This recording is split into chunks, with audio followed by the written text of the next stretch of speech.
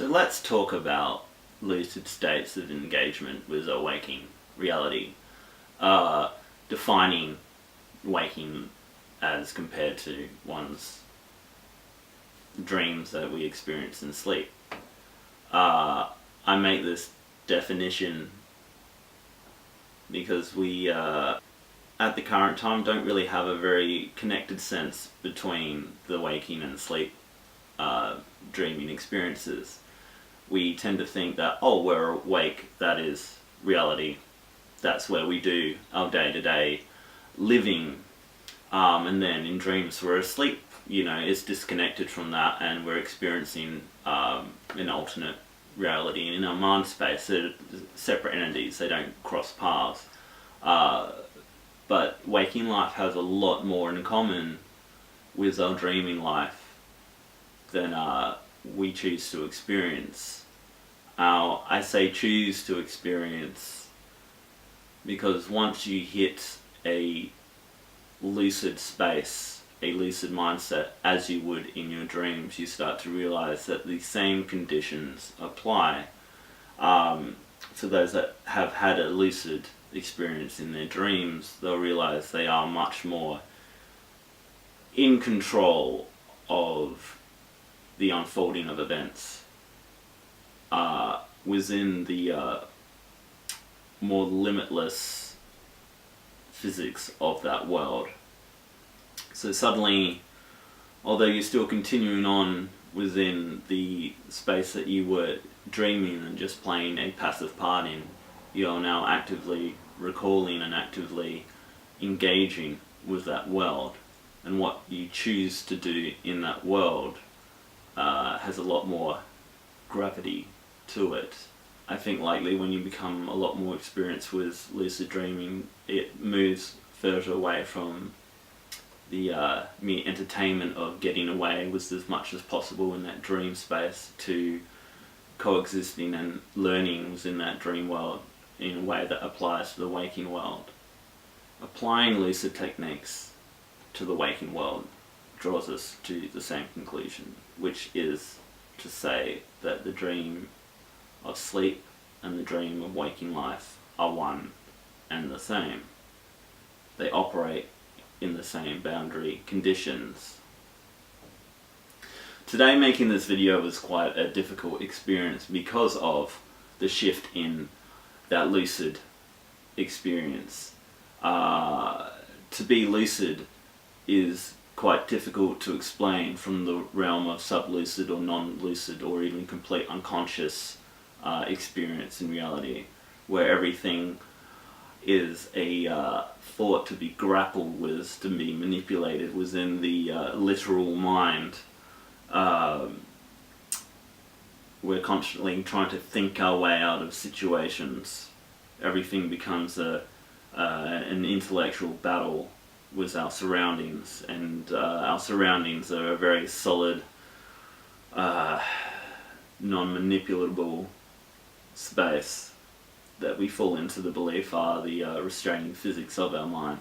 To become lucid in that is to flip those paradigms on their head, where we are actually actively constructing the world around us, building the conditions for more and more lucid interaction, more direct manifestation of the world that we want to live in.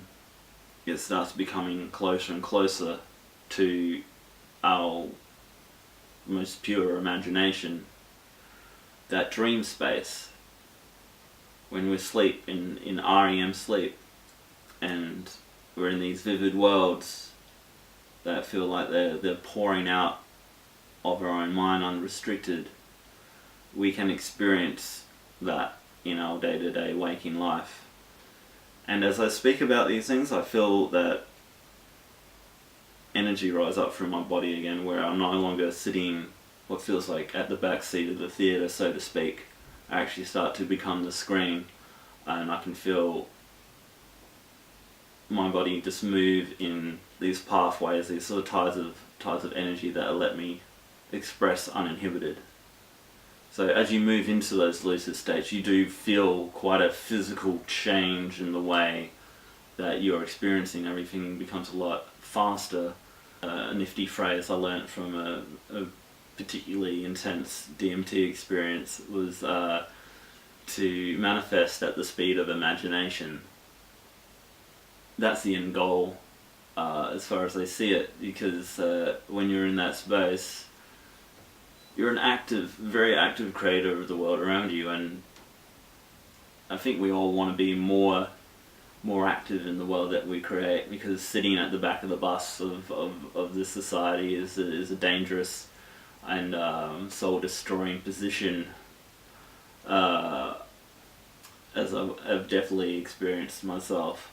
Now, I'd like to bring another differentiation between our night dreams and our wake dreams. Our night dreams are much more soliptical in the way that they're presented, as much as I believe they're entangled within the mass consciousness. When we awake, the conditions are actually structurally bound by that mass consciousness.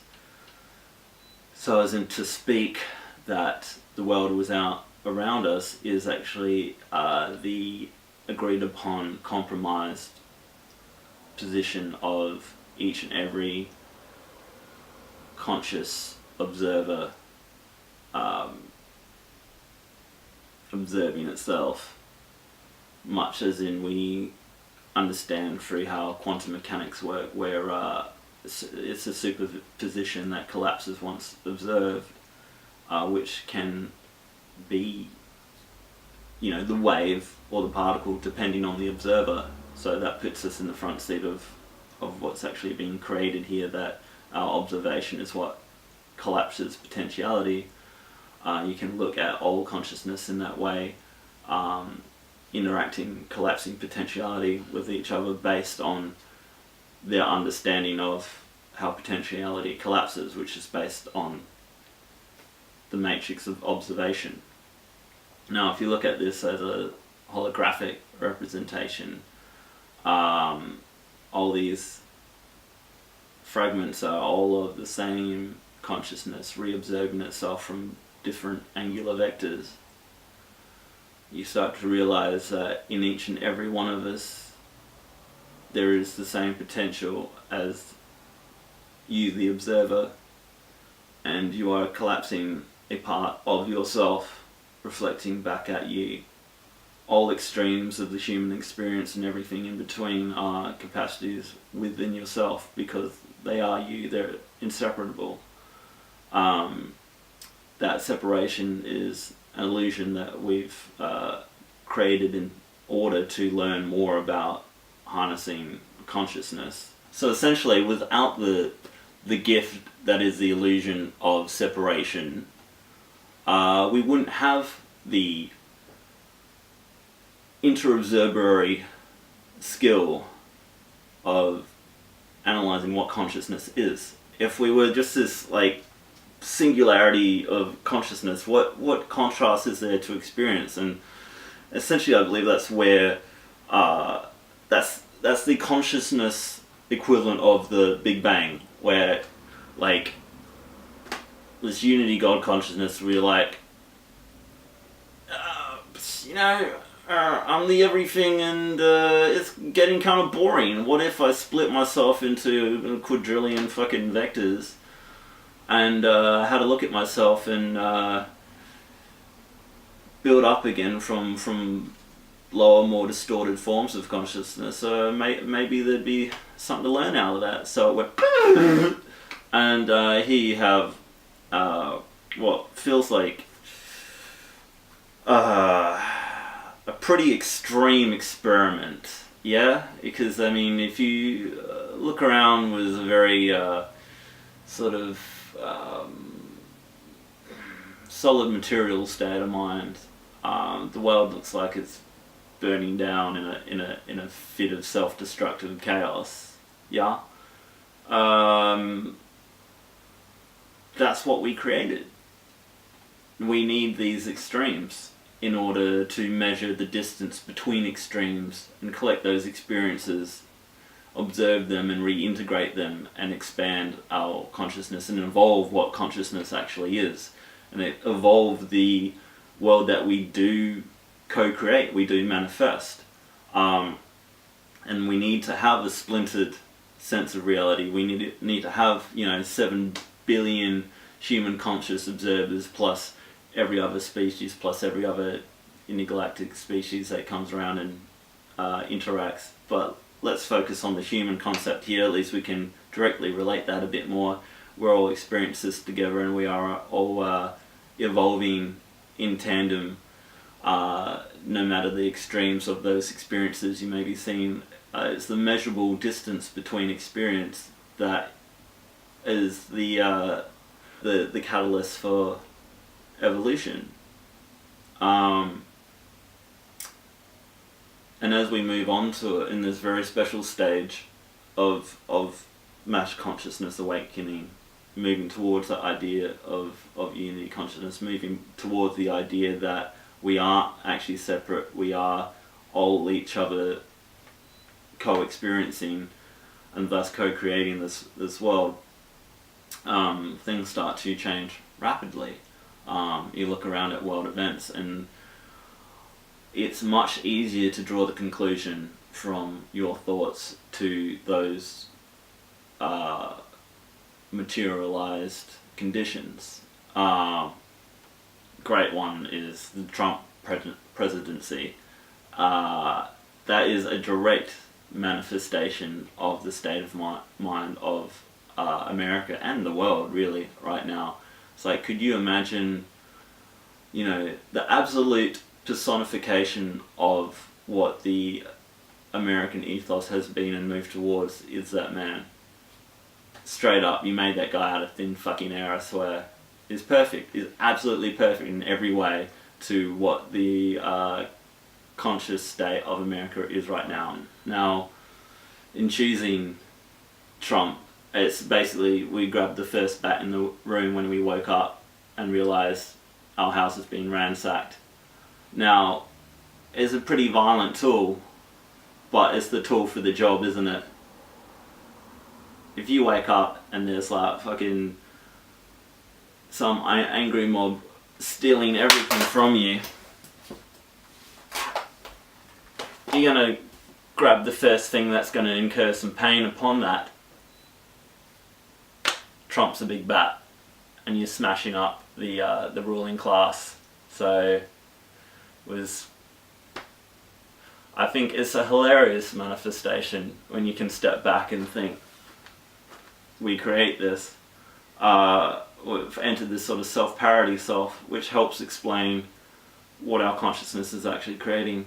I know from my very direct self-experiences recently, a thought that I have gets created nearly instantly. Like something I was imagining just recently, like this product about like inner ear holographic, holophonic recorder system. I have had that on my mind, but particularly recently when I spoke it out on another video I was working on, and then the very next day popped up in my newsfeed. Sennheiser created this holophonic. It's the perfect tool for these sound recording experiments I've been wanting to do. And I was just like, there it is. Now once you understand that time is not a linear process and that consciousness is not a separate process, each and every thought is a projection into that whole and creates that reality. To the point where it seemed like thoughts are travelling back in time and being reintegrated,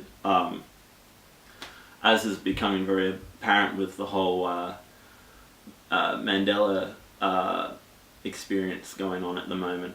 The Mandela effect, as it's known as, where there's a lot of people actually remember him dying in prison. A lot of other people actually, what we believe to be the current reality is that he survived and died only recently, really, but actually made it out of prison. Now, there is a massive, like, this isn't like one or two people writing up tinfoil hat conspiracies. There's like, a lot of people that are experiencing this, and since that's happened, there's been a lot of other instances of mass memories changing and being manipulated. There's definitely quite a few that I remember to be very different, like the Bernstein Bear thing. Bernstein Bear, sorry. See, I can't even say it because it's just like, it sounds ridiculous to me. Because I have quite solid memories of it being different. But this is all part of that factoring of time once our consciousness is becoming aware of its situation and is actively changing the world around us. That dream state, lucid state I've been talking about is where you get to create your reality very directly and guide it towards your most perfect vision, hopefully. Because once you've done the work and you get to that point of being able to attach a lucid state to waking reality, I surely hope you'd want something that is nicer than what's around us. So let's make it better, yeah? That would be a good start. Good on you. So in summary, as we all do awaken to this more lucid state, this more unity conscious frame of thinking, some very real magic does start to creep into our lives. The motion in which projects us through life starts to become very at the point of contact. Instead of sitting back as a passive observer where things are changing around you, you are funneling in, and very real changes are coming through that are directly what you wish to manifest. Yeah. There's exciting times ahead. I'm only just starting to do these videos because for a long time, like it would run around my head and wouldn't quite make it out. This is my calling card out to the universe right now, using the power of the internet, which is an incredible tool. Right? It's I think we downplay the internet for its power a lot. I mean, the internet right now has completely changed world politics for a start. It's completely changing the power of the media. It's changing everything. The internet is that first step to a unity consciousness communication tool, where it's a peer-to-peer sharing. There is no centralization anymore. Doing these videos is a very big step for myself to get this knowledge out there. To speak aloud those thoughts, there's more power in those thoughts once again. I mean, I'm talking about co-creative consciousness, so be that consciousness, say it out loud, take it from the internal, where all the internal works out, and blow it out there, because that external is the internal. That is the thought space. That is our imagination out there. The outside world is our memories. The outside world is our shared experiences. It's all interrelated. There is no in and out anymore. It's all merging into the singularity that is unity consciousness. So speak, do. It's important that we do, and we truly believe in ourselves, and that we truly express ourselves, and we don't dilute it with the synthetic structures of society that have been enforced upon us to crush our co-creative space, because that's the only power that any governing body entity has, is manipulating our co-creative energy, our consciousness. We're doing all of this. If we have our decisions manipulated, then we can decide dark outcomes. But if we realize that and we step out of that manipulation and go, fuck no, I'm going to create a world of paradise, then we create that world of paradise. That's how change happens. And it's not like a blink of an eye, because reality has a way of transgressing and transitioning into states, as every thought that you have does. It has this unique flow to it, and this way I break time down as almost like if you give it a three-dimensional space and you're zipping through around, and it actually all ties together from emotional states that join, and there's a separation in there which feels like the linear time that digresses or shifts around, but all of a sudden a whole bunch of experiences that you've been going around collecting snap all at once, and you realize what all that means. It's not going to hit you instantaneously, but all the work is being done at the same time in an instantaneous way, and the conclusions are drawing and the narrative is being drawn towards a much more positive outcome once we realize that our every thought has been manipulated, and that is our every thought which is the greatest resource on this planet, because we create this planet, we create this experience with our collective conscious thought. So the more we unify in thought, not homogenize, but unify towards a similar goal, which is to survive, to thrive, then that's what we create, and we are creating that, and that is happening all right now. And it's important that we speak how we feel, and we act true, and we act absolutely, and we express absolutely, and we throw off all shackles of synthetic realities, because it doesn't serve us at all. So, although it may seem like we're strapped down in a prison, this is a prison of our own design, and we can pull it all down. It's happening. It's happening all around us. So keep working. Keep working on the shift to the lucid state. Work in your dreams. Take your dream work into the waking work. It's all related. It all becomes lucid, and we all move towards unity consciousness, and we all express ourselves absolutely. Because once the reins are pulled away and humans are left to express absolutely, there is room for all of us and all our expressions. That's the true order of chaos, so to speak. That's true anarchy, where we are self-organizing. Nature self-organizes it. If you leave nature the fuck alone, it heals itself. We're part of nature. We do that. We heal ourselves. All humans will eventually unify once we stop playing them for pawns. That's where we're going. So keep it up. I'm going to keep doing my bit. You keep doing your bit. We'll keep doing that bit. It's going to be great. It's going to be flying horses. It's going to be websites that design themselves. There's going to be tiny race cars that you can shrink yourself into and drive around in if you want. If that's your imagination, go for it. Make it real. Peace and unity and